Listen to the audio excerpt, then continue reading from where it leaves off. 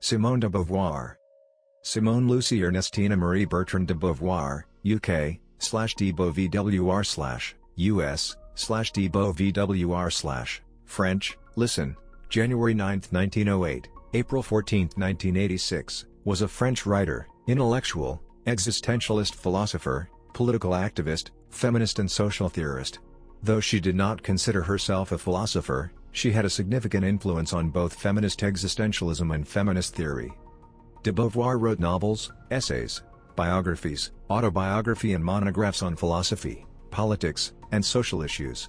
She was known for her 1949 treatise The Second Sex, a detailed analysis of women's oppression and a foundational tract of contemporary feminism, and for her novels, including She Came to Stay and The Mandarins. She was also known for her lifelong relationship with French philosopher Jean-Paul Sartre. Early years. Simone de Beauvoir was born on January 9, 1908 into a bourgeois Parisian family in the 6th arrondissement. Her parents were Georges Bertrand de Beauvoir, a legal secretary who once aspired to be an actor, and Françoise de Beauvoir, née Brasseur, a wealthy banker's daughter and devout Catholic. Simone's sister, Hélène, was born 2 years later. The family struggled to maintain their bourgeois status after losing much of their fortune shortly after World War I, and Françoise insisted that the two daughters be sent to a prestigious convent school. De Beauvoir herself was deeply religious as a child, at one point intending to become a nun. She lost her faith in her early teens and remained an atheist for the rest of her life. De Beauvoir was intellectually precocious, fueled by her father's encouragement. He reportedly would boast, "Simone thinks like a man." Because of her family's straitened circumstances, de Beauvoir could no longer rely on her dowry, and like other middle-class girls of her age, her marriage opportunities were put at risk. De Beauvoir took this opportunity to do what she always wanted to do while also taking steps to earn a living for herself. After passing baccalaureate exams in mathematics and philosophy in 1925, she studied mathematics at the Institut Catholique de Paris and literature/languages at the Institut Sainte-Marie. She then studied philosophy at the Sorbonne, and after completing her degree in 1928, she wrote her Diplôme d'études supérieures, roughly equivalent to an MA thesis, on Leibniz for Léon Brunswick. The topic was Le Concept chez Leibniz. De Beauvoir was only the 9th woman to have received a degree from the Sorbonne at the time, due to the fact that French women had only recently been allowed to join higher education. De Beauvoir first worked with Maurice Merleau-Ponty and Claude Lévi-Strauss, when all three completed their practice teaching requirements at the same secondary school. Although not officially enrolled, she sat in on courses at the École Normale Supérieure in preparation for the agrégation in philosophy, a highly competitive postgraduate examination which serves as a national ranking of students. It was while studying for the agrégation that she met École Normale students Jean-Paul Sartre, Paul Nizan, and René Maheu, who gave her the lasting nickname Castor, or Beaver. The jury for the agrégation narrowly awarded Sartre first place instead of de Beauvoir, who placed second and, at age 21, was the youngest person ever to pass the exam. Writing of her youth in Memoirs of a Dutiful Daughter, she said, "My father's individualism and pagan ethical standards were in complete contrast to the rigidly moral conventionalism of my mother's teaching. This disequilibrium, which made my life a kind of endless disputation, is the main reason why I became an intellectual." Middle years. From 1929 to 1943, de Beauvoir taught at the lycée level until she could support herself solely on the earnings of her writings. She taught at the Lycée Montgrand, Marseille, the Lycée Jeanne d'Arc, Rouen, and the Lycée Molière, Paris, 1936-39.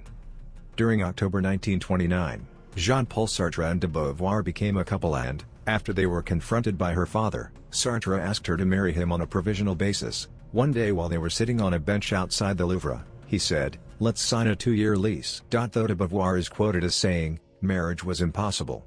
I had no dowry," scholars point out that her ideal relationships described in The Second Sex and elsewhere bore little resemblances to the marriage standards of the day. Instead, they entered into a lifelong soul partnership, which was sexual but not exclusive, nor did it involve living together.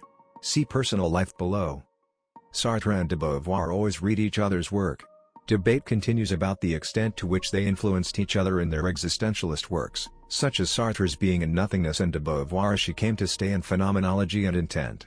However, recent studies of de Beauvoir's work focus on influences other than Sartre, including Hegel and Leibniz. The neo-Hegelian revival led by Alexander Kojève and Jean Hippolyte in the 1930s inspired a whole generation of French thinkers, including de Beauvoir and Sartre, to discover Hegel's phenomenology of spirit. Personal life. De Beauvoir's prominent open relationships at times overshadowed her substantial academic reputation. A scholar lecturing with de Beauvoir chastised their distinguished audience. Every question asked about Sartre concerned his work, while all those asked about Beauvoir concerned her personal life. Beginning in 1929, de Beauvoir and Jean-Paul Sartre were partners and remained so for 51 years, until his death in 1980. De Beauvoir chose never to marry or set up a joint household, and she never had children. This gave her the time to advance her education and engage in political causes, to write and teach, and to have lovers. Perhaps her most famous lover was American author Nelson Algren, whom she met in Chicago in 1947, and to whom she wrote across the Atlantic as "my beloved husband." Algren won the National Book Award for The Man with the Golden Arm in 1950, and in 1954, de Beauvoir won France's most prestigious literary prize for The Mandarins, in which Algren is the character Louis Brogan. Algren vociferously objected to their intimacy becoming public. Years after they separated, she was buried wearing his gift of a silver ring. However, she lived with Claude Lanzmann from 1952 to 1959. De Beauvoir was bisexual, and her relationships with young women were controversial. Former student Bianca Lamblin, originally Bianca Bienenfeld, wrote in her book Mémoires d'une jeune fille dérangée, English, Memoirs of a Disturbed Young Lady, that, while she was a student at Lycée Molière, she had been sexually exploited by her teacher de Beauvoir, who was in her 30s at the time. In 1943, de Beauvoir was suspended from her teaching job, due to an accusation that she had seduced her 17-year-old lycée pupil Nathalie Sorokin in 1939. Sorokin's parents laid formal charges against de Beauvoir for debauching a minor, and as a result she had her license to teach in France revoked. In 1977, de Beauvoir, Sartre, Roland Barthes, Michel Foucault, Jacques Derrida and much of the year's intelligentsia signed a petition seeking to abrogate the age of consent in France. Notable works. She Came to Stay. De Beauvoir published her first novel She Came to Stay in 1943. It is a fictionalized chronicle of her and Sartre's sexual relationship with Olga Kosakiewicz and Wanda Kosakiewicz. Olga was one of her students in the Rouen Secondary School where Beauvoir taught during the early 1930s. She grew fond of Olga. Sartre tried to pursue Olga but she rejected him, so he began a relationship with her sister Wanda. Upon his death, Sartre was still supporting Wanda. He also supported Olga for years, until she met and married Jacques Laurent Bost, a lover of Beauvoir. In the novel, set just before the outbreak of World War II, Beauvoir creates one character from the complex relationships of Olga and Wanda. The fictionalized versions of Beauvoir and Sartre have a ménage à trois with a young woman. The novel also delves into Beauvoir and Sartre's complex relationship and how it was affected by the ménage à trois.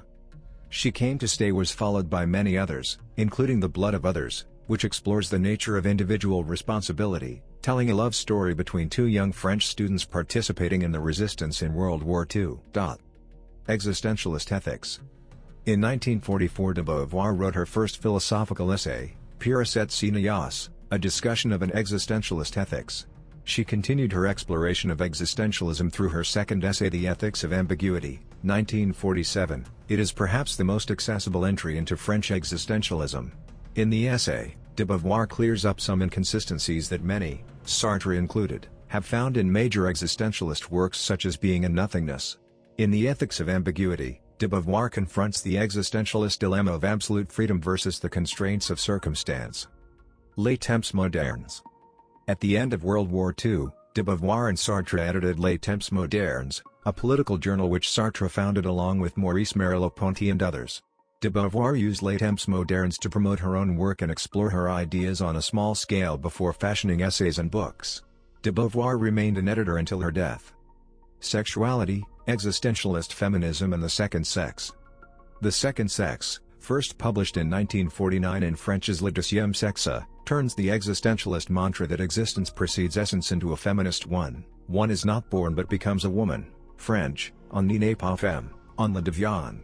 With this famous phrase, Beauvoir first articulated what has come to be known as the sex-gender distinction, that is, the distinction between biological sex and the social and historical construction of gender and its attendant stereotypes. Beauvoir argues that the fundamental source of women's oppression is its historical and social construction as the quintessential other. De Beauvoir defines women as the second sex because women are defined in relation to men. She pointed out that Aristotle argued women are female by virtue of a certain lack of qualities, while St. Thomas referred to woman as imperfect man and the incidental being. De Beauvoir asserted that women are as capable of choice as men, and thus can choose to elevate themselves, moving beyond the immanence to which they were previously resigned and reaching transcendence, a position in which one takes responsibility for oneself and the world, where one chooses one's freedom. Chapters of the Second Sex were originally published in Les Temps modernes, in June 1949. The second volume came a few months after the first in France. It was quickly published in America due to the quick translation by Howard Parsley, as prompted by Blanche Knopf, wife of publisher Alfred A. Knopf. Because Parsley had only a basic familiarity with the French language, and a minimal understanding of philosophy, he was a professor of biology at Smith College. Much of de Beauvoir's book was mistranslated or inappropriately cut, distorting her intended message. For years, Knopf prevented the introduction of a more accurate retranslation of de Beauvoir's work, declining all proposals despite the efforts of existentialist scholars. Only in 2009 was there a second translation, to mark the 60th anniversary of the original publication. Constance Board and Sheila Malavany Chevalier produced the first integral translation in 2010, reinstating a third of the original work. In the chapter Woman, Myth and Reality of the Second Sex, de Beauvoir argued that men had made women the other in society by application of a false aura of mystery around them. She argued that men use this as an excuse not to understand women or their problems and not to help them, and that this stereotyping was always done in societies by the group higher in the hierarchy to the group lower in the hierarchy. She wrote that a similar kind of oppression by hierarchy also happened in other categories of identity, such as race, class, and religion. But she claimed that it was nowhere more true than with gender, in which men stereotyped women and used it as an excuse to organize society into a patriarchy. Despite her contributions to the feminist movement, especially the French women's liberation movement, and her beliefs in women's economic independence and equal education, de Beauvoir was initially reluctant to call herself a feminist. However, after observing the resurgence of the feminist movement in the late 1960s and early 1970s, de Beauvoir stated she no longer believed a socialist revolution to be enough to bring about women's liberation. She publicly declared herself a feminist in 1972 in an interview with Le Nouvel Observateur. In 2018 the manuscript pages of Le Deuxième Sexe were published. At the time her adopted daughter, Sylvie Lebonji Beauvoir, a philosophy professor, described her mother's writing process. Beauvoir wrote every page of her books longhand first and only after that would hire typists. The Mandarins. Published in 1954, The Mandarins won her France's highest literary prize, the Prix Goncourt. The book is set after the end of World War II and follows the personal lives of philosophers and friends among Sartre's and de Beauvoir's intimate circle, including her relationship with American writer Nelson Algren, to whom the book was dedicated. Algren was outraged by the frank way de Beauvoir described their sexual experiences in both the Mandarins and her autobiographies. Algren vented his outrage when reviewing American translations of de Beauvoir's work. Much material bearing on this episode in de Beauvoir's life, including her love letters to Algren, entered the public domain only after her death. Later years. De Beauvoir wrote popular travel diaries about time spent in the United States and China and published essays and fiction rigorously, especially throughout the 1950s and 1960s. She published several volumes of short stories, including The Woman Destroyed, which, like some of her other later work, deals with aging. 1980 saw the publication of When Things of the Spirit Come First, a set of short stories centered around and based upon women important to her earlier years. Though written long before the novel She Came to Stay, de Beauvoir did not at the time consider the stories worth publishing, allowing some 40 years to pass before doing so. Sartre and Merleau-Ponty had a long-standing feud, which led Merleau-Ponty to leave Les Temps modernes. De Beauvoir sided with Sartre and ceased to associate with Merleau-Ponty. In de Beauvoir's later years, she hosted the journal's editorial meetings in her flat and contributed more than Sartre, whom she often had to force to offer his opinions. De Beauvoir also wrote a 4-volume autobiography, consisting of Memoirs of a Dutiful Daughter, The Prime of Life, Force of Circumstance, sometimes published in 2 volumes in English translation, After the War and Hard Times, and All Said and Done. In 1964 de Beauvoir published a novella-length autobiography, A Very Easy Death, covering the time she spent visiting her aging mother, who was dying of cancer. The novella brings up questions of ethical concerns with truth-telling and doctor-patient relationships. In the 1970s, de Beauvoir became active in France's women's liberation movement. She wrote and signed the Manifesto of the 343 in 1971, a manifesto that included a list of famous women who claimed to have had an abortion, then illegal in France. Some argue most of the women had not had abortions, including Beauvoir. Signatories were diverse as Catherine Deneuve, Delphine Seyrig, and de Beauvoir's sister Poupette. In 1974, abortion was legalized in France. Her 1970-long essay La Vieillesse, The Coming of Age, is a rare instance of an intellectual meditation on the decline and solitude all humans experience if they do not die before about the age of 60. In an interview with Betty Friedan, de Beauvoir said, "No, we don't believe that any woman should have this choice. No woman should be authorized to stay at home to bring up her children. Society should be totally different. Women should not have that choice, precisely because if there is such a choice, too many women will make that one.